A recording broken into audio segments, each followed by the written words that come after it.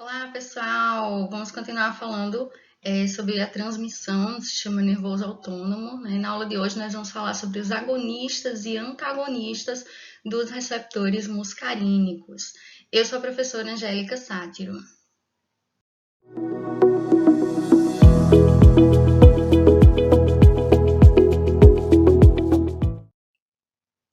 Caso você ainda não seja inscrito no canal, convido você a se inscrever, ativar as notificações e já deixar seu like nesse vídeo. Então, na aula de hoje, nós falaremos sobre a classificação dos agonistas dos receptores muscarínicos, os efeitos, como também os usos clínicos desses fármacos, e falaremos também da classificação dos antagonistas dos receptores muscarínicos, os efeitos da atropina e outros antagonistas muscarínicos, como também dos usos clínicos desses fármacos. Os agonistas muscarínicos são fármacos que têm a capacidade de ativar os receptores muscarínicos. Os receptores muscarínicos, nós já vimos anteriormente, que eles são divididos nos subtipos M1, M2, M3, M4 e M5. Esses agonistas, eles vão mimetizar a ação da acetilcolina, né? Também sendo chamado de parasimpático-miméticos, e vão conseguir, então, fazer a ativação desses receptores. Os receptores muscarínicos receberam esse nome porque eles são ativados, né, pela muscarina, que é um alcaloide, né? E a muscarina ela produz os mesmos efeitos qualitativos que a acetilcolina produz, né, ao ativar esses receptores. Então, as ações desses agonistas muscarínicos, que nós vamos falar na aula de hoje, elas são ações equivalentes às ações da acetilcolina. As diferenças que nós vamos observar, né, entre esses agonistas e a ação da acetilcolina são diferenças quantitativas, né, porque a gente vai ver que esses fármacos, os agonistas muscarínicos, eles não exibem seletividade, né, são poucos que exibem alguma seletividade pelos receptores muscarínicos, né. Qual a razão da gente não ter essa seletividade por esses receptores? A razão se dá porque o sítio de ligação dos agonistas muscarínicos, assim como dos antagonistas muscarínicos, né, o local que a gente chama de local ortoestético, que é o local principal da ligação desses fármacos, ele é altamente conservado nos 5 subtipos de receptores, ou seja, ele é muito semelhante nos 5 subtipos de receptores, o que faz com que seja difícil um fármaco ter seletividade por um subtipo específico e atuar apenas naquele subtipo de receptor. Baseado nisso, é que muitas pesquisas buscam, então, fármacos que atuem em sítios alostéricos. Então, os sítios alostéricos, né, eles fazem, então, uma modulação da atividade desse receptor muscarínico. Então, são investigados fármacos que podem funcionar como moduladores alostéricos positivos e moduladores alostéricos negativos.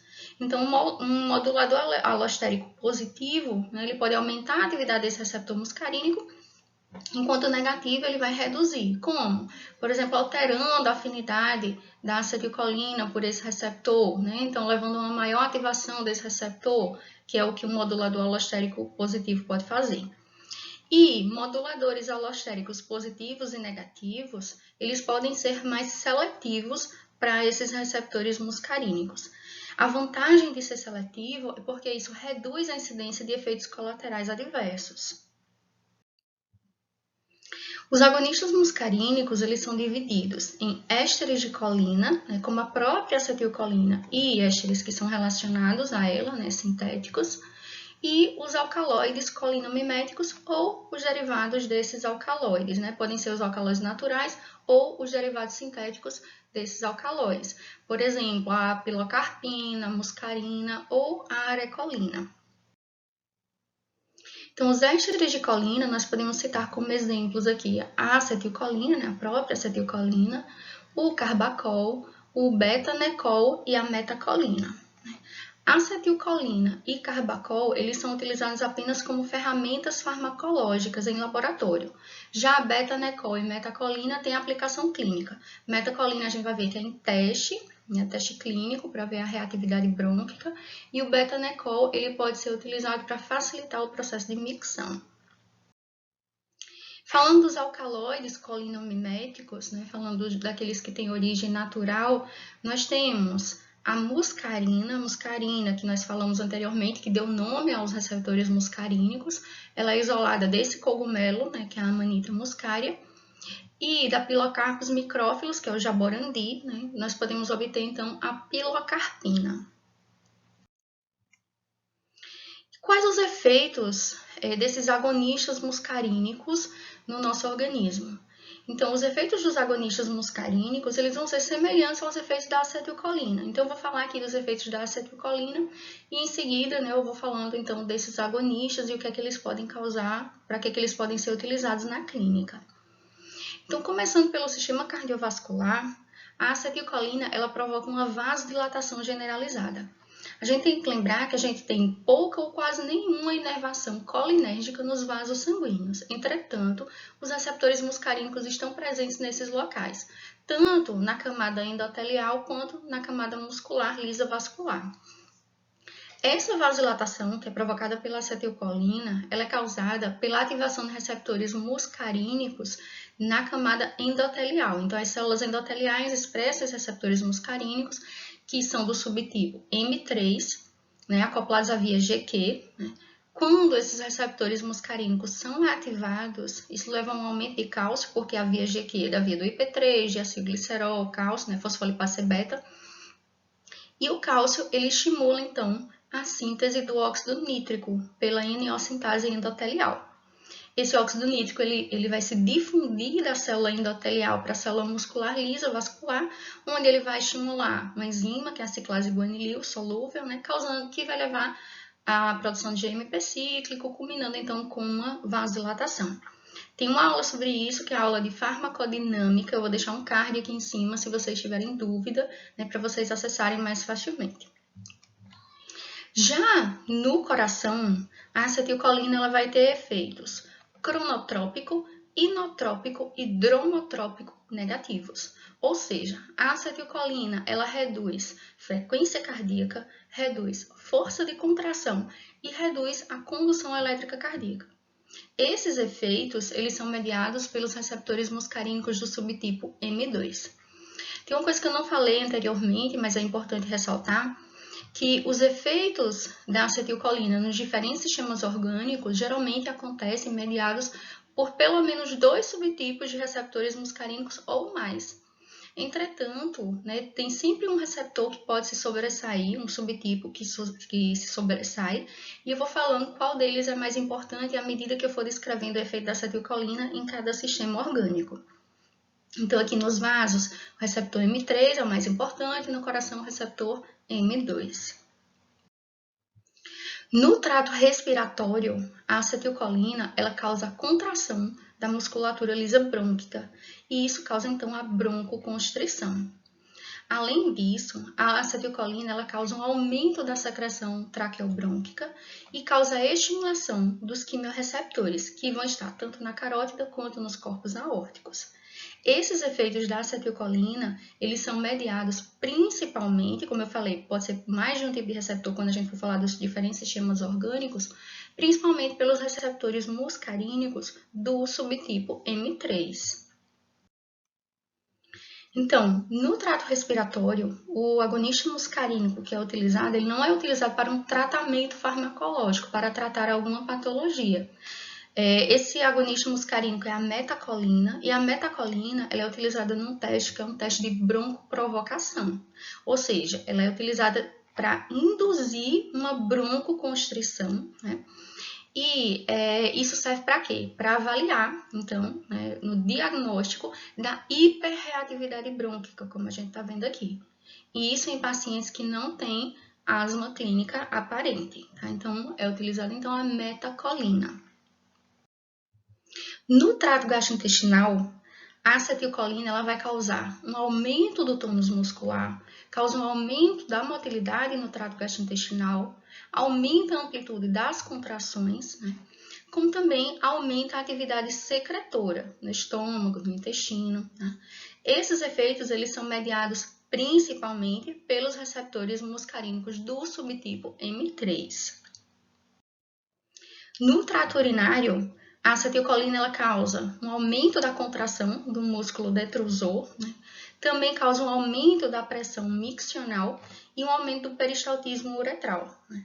Esses eventos, eles facilitam, então, o processo de micção, né? Vai facilitar que você consiga urinar.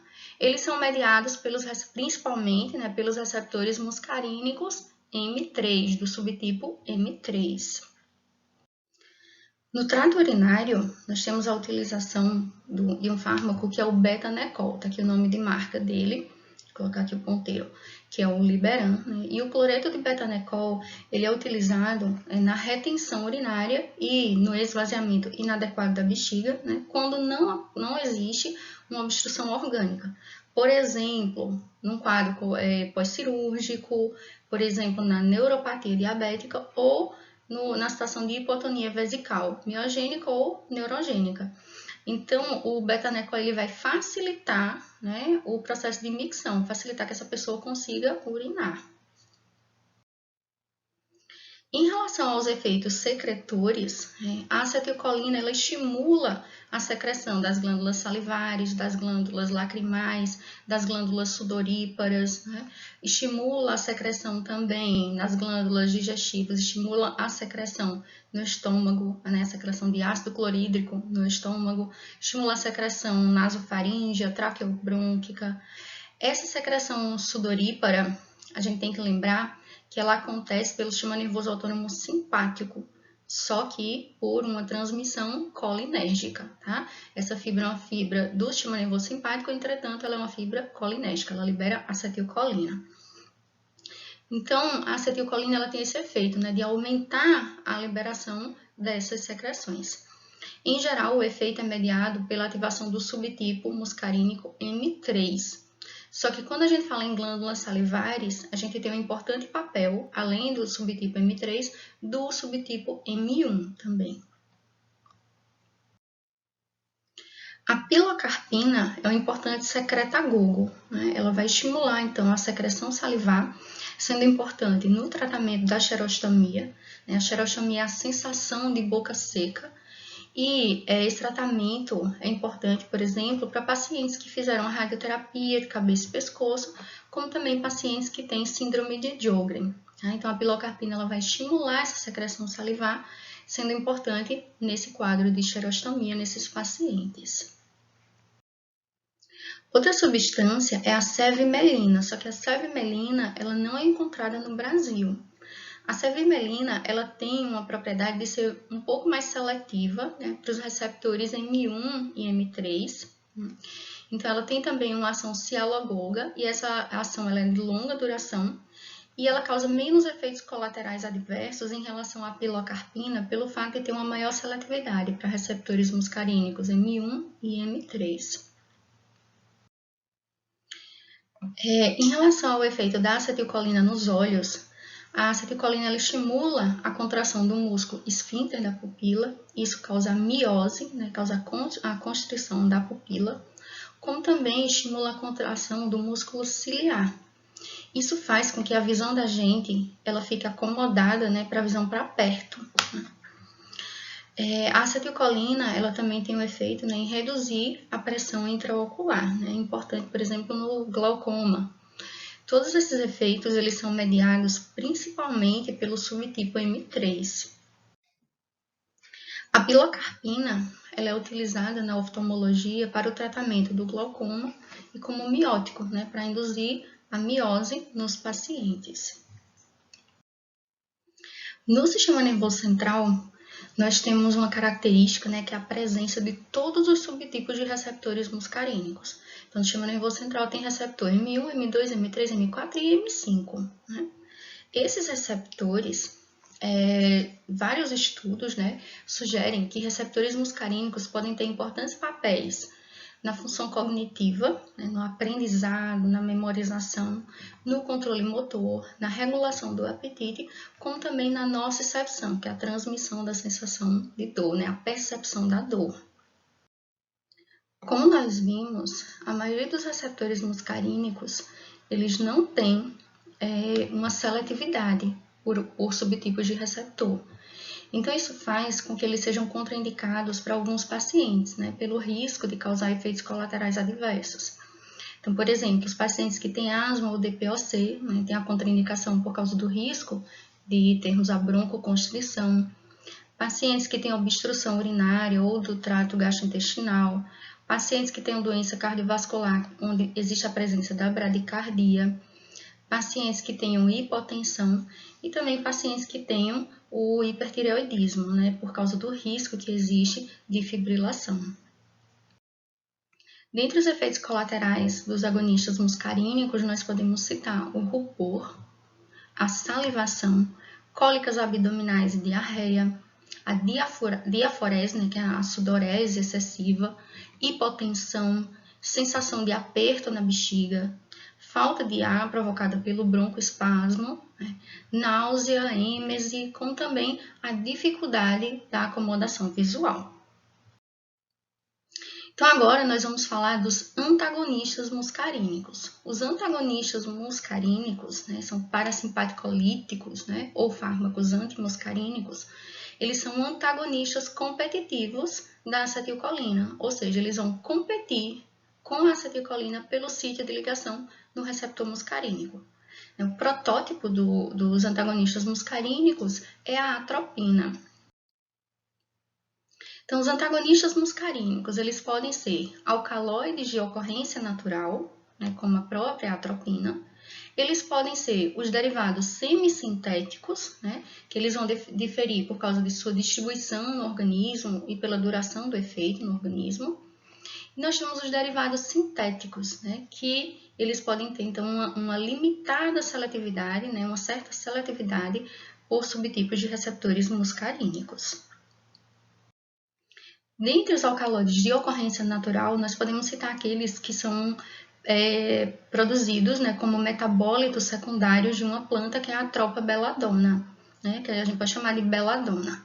Então, a belladonna ela produz alcaloides como a atropina, a escopolamina e a iociamina. Outros antagonistas muscarínicos que nós podemos citar são o ipratrópio, né, a tropicamida, o ciclopentolato, a pirenzepina, né, e a darifenacina, né, com diferentes aplicações clínicas. O ipratrópio é utilizado na doença pulmonar obstrutiva crônica, a tropicamida e o ciclopentolato utilizados para causar dilatação da pupila, né, e o efeito cicloplégico. A pirenzepina, que já foi utilizada na clínica para inibir a secreção gástrica, inibir a secreção de ácido clorídrico, e a darifenacina, que é utilizada para a incontinência urinária. Os efeitos da atropina, eles são dependentes de concentração. Então, dependendo da concentração de atropina, a gente vai ter uma certa manifestação de efeitos no nosso organismo. Então, com a dose de 0,5 mg de atropina, o paciente ele vai sentir uma leve redução na frequência cardíaca, né, um efeito paradoxal que existe da atropina, pode acontecer isso. Algum ressecamento da boca, como também a inibição da sudorese. Em doses de 1 mg, né, vai ser observado o ressecamento mais marcante da boca, né, a sede, acontece um aumento da frequência cardíaca, né, por causa daquele bloqueio de receptor M2, que às vezes é precedido por uma desaceleração, que é o que a gente viu aqui, né? E uma leve dilatação das pupilas. Quando a dose é de 2 mg, né, pode acontecer o paciente apresentar uma frequência cardíaca alta, né, palpitações, um ressecamento acentuado da boca, dilatação das pupilas e a visão ela pode ficar turva, né? Quando você tenta enxergar para perto, ela fica turva. Quando a dose é de 5 mg, então a gente já está caminhando aí para um efeito tóxico dessa atropina. Então a gente vai ter todos aqueles sintomas que já foram descritos, somado a isso a dificuldade em falar ou deglutir por causa da redução drástica que a gente tem da secreção salivar.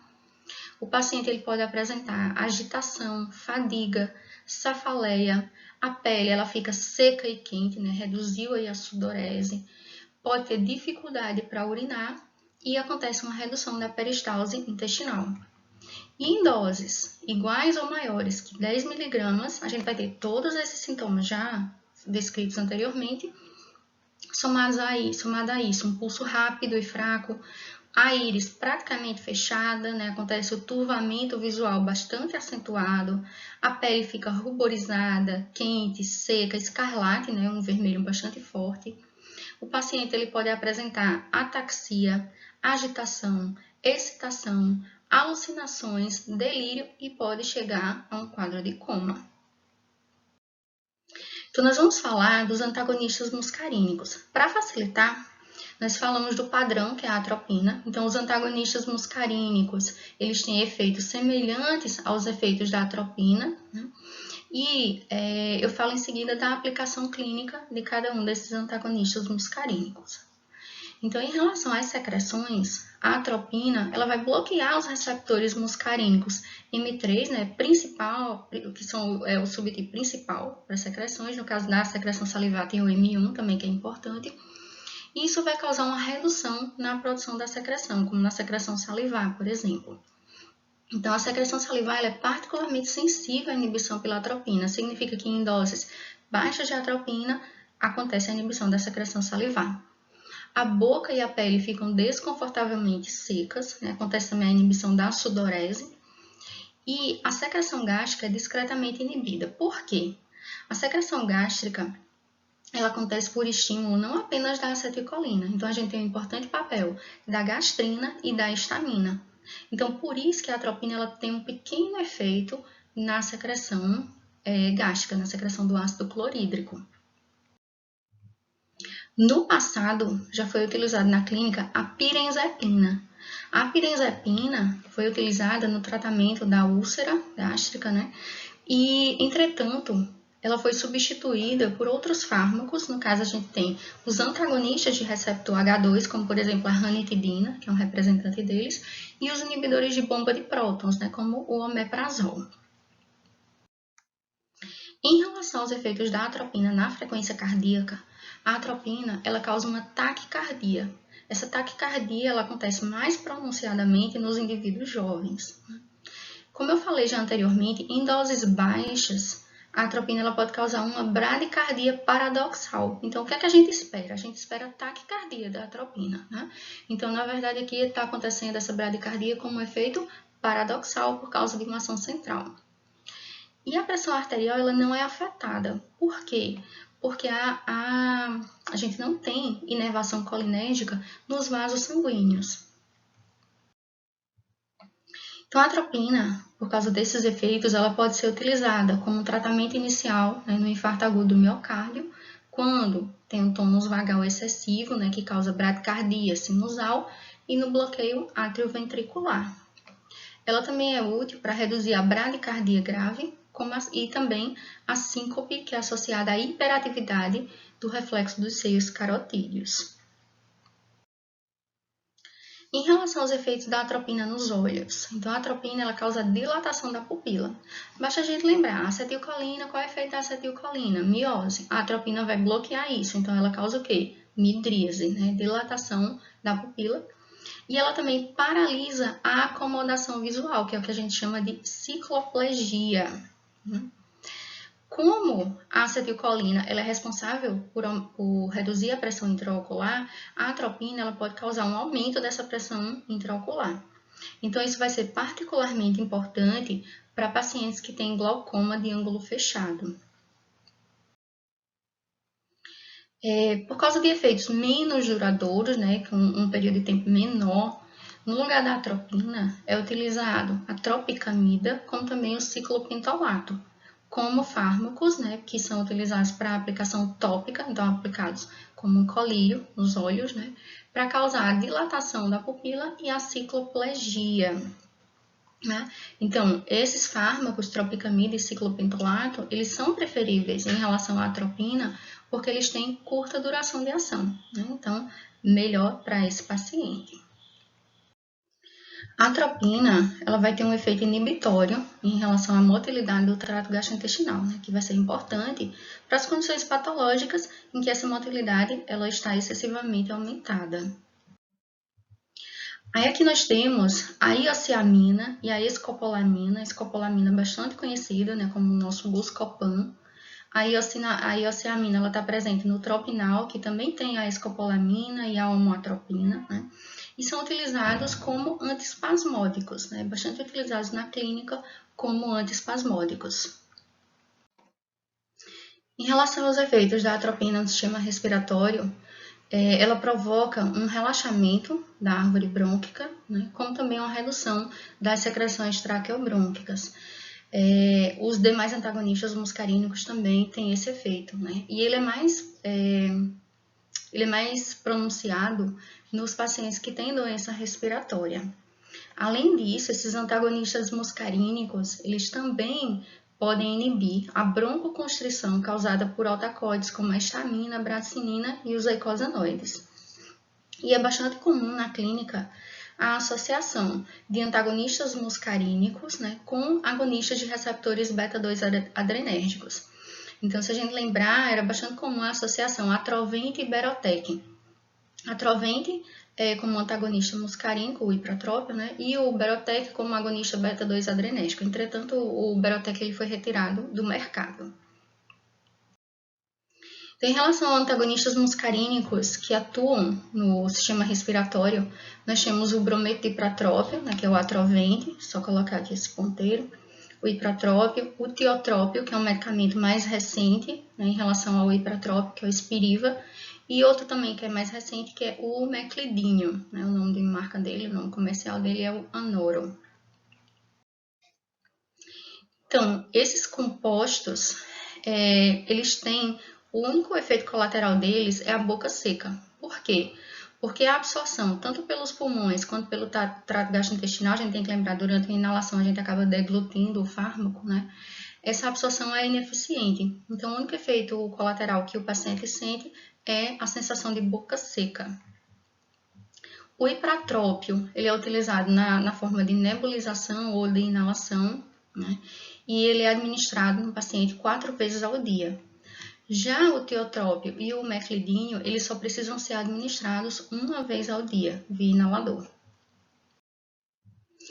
Existe diferença entre, por exemplo, o ipratrópio e o tiotrópio? Existe, né? Então, como eu falei, os antagonistas muscarínicos, por exemplo, a atropina ela não tem seletividade por receptores. Então, os antagonistas muscarínicos, em geral, não apresentam essa seletividade por receptores. Quando tem, não é uma seletividade muito grande. Então, eu vou falar aqui de alguns antagonistas muscarínicos que exibem uma certa seletividade por alguns subtipos de receptores, né? Então, o ipratrópio, ele vai bloquear todos os receptores, os subtipos de receptores muscarínicos. Então, ele bloqueia o receptor, que é o alvo dele lá no trato respiratório, que é o receptor muscarínico M3. Entretanto, ele bloqueia também o receptor muscarínico M2. O receptor muscarínico M2 é um receptor pré-sináptico. Ele serve para modular, controlar a liberação de acetilcolina. Então, quando o ipratrópio ele bloqueia esse receptor, o que é que acontece? Isso leva a um aumento da liberação de acetilcolina, que pode acabar até anulando o efeito do ipratrópio, que é no bloqueio do receptor muscarínico M3. Por quê? Porque ele está liberando aumentando a liberação de acetilcolina e ela acaba competindo com o ipratrópio pelo receptor muscarínico M3, né? Então, isso acontece aí, como está mostrado aqui, né, pelo aumento da liberação de acetilcolina por inibir o receptor M2 pré-sináptico. Já o tiotrópio ele tem uma seletividade, uma certa seletividade, né, por receptores M1 e M3. Significa que ele bloqueia preferencialmente receptor M1 e M3, né? Além disso, ele tem pouca seletividade pelo receptor M2 pré-sináptico. Significa que ele vai bloquear pouco o receptor pré-sináptico. Consequentemente, não vai ter um efeito tão grande nessa inibição do receptor M2 e a gente não vai ter uma resposta de liberação de acetilcolina aumentada como o ipratrópio provoca mais facilmente. Além disso, o tiotrópio ele se dissocia mais lentamente do receptor muscarínico M3, né? Daí os efeitos melhores do tiotrópio em relação ao ipratrópio, tá? Um medicamento mais atual, o tiotrópio, utilizado na clínica. Esses medicamentos eles são utilizados na doença pulmonar obstrutiva crônica, por exemplo. Em relação ao efeito no trato urinário, os antagonistas muscarínicos eles vão diminuir o tônus, a amplitude de contração, tanto na bexiga quanto nos ureteres, né? Eliminando esse aumento no tônus uretral causado por fármacos. Então, olha só, a acetilcolina ela estimula a micção. Os antagonistas muscarínicos eles vão fazer o quê? Inibir essa micção. Então, isso vai ser útil em que situação? Isso vai ser útil, né, na hiperatividade vesical, como também no tratamento da enurese de crianças.